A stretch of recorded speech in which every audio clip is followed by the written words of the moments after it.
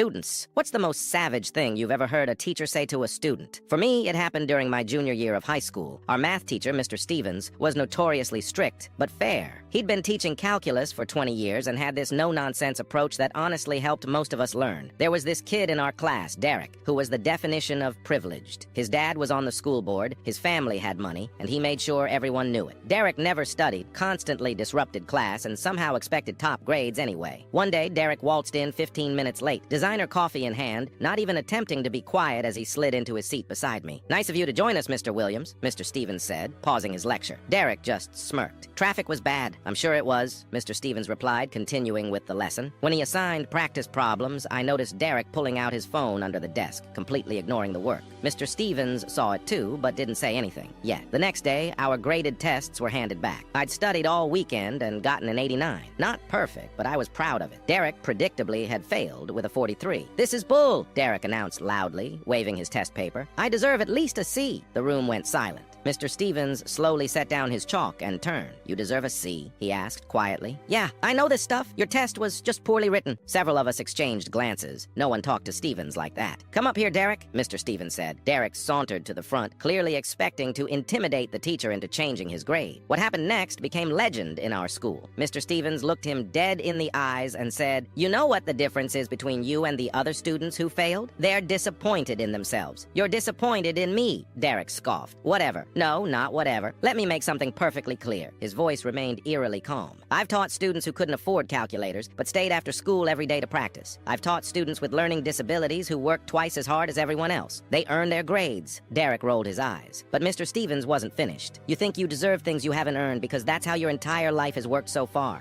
But math doesn't care who your father is. Math doesn't care about your excuses, and neither do I." The classroom was dead silent. No one even breathed. "Your father can call me, the principal, or the superintendent. It won't change the fact that you chose Instagram over studying, your phone over paying attention, and excuses over effort." Then came the line that honestly changed my perspective on life. "The saddest thing about your situation, Derek, isn't that you're failing my class. It's that you're being set up to fail at life, and that's not your fault. It's the fault of everyone who never made you earn anything." Derek's face went from angry to shocked to something I'd never seen on him before. "Shame. The good news," Mr. Stevens continued, handing Derek a different worksheet, "is that you can still choose differently starting now. This is your study guide. My door is open after school every day this week." Derek didn't say a word. He took the paper and returned to his seat. The shocking part? He showed up after school that day and the next. By the end of the semester, he was pulling a solid B. Years later, I ran into Derek at college. He was studying engineering and had a part-time job.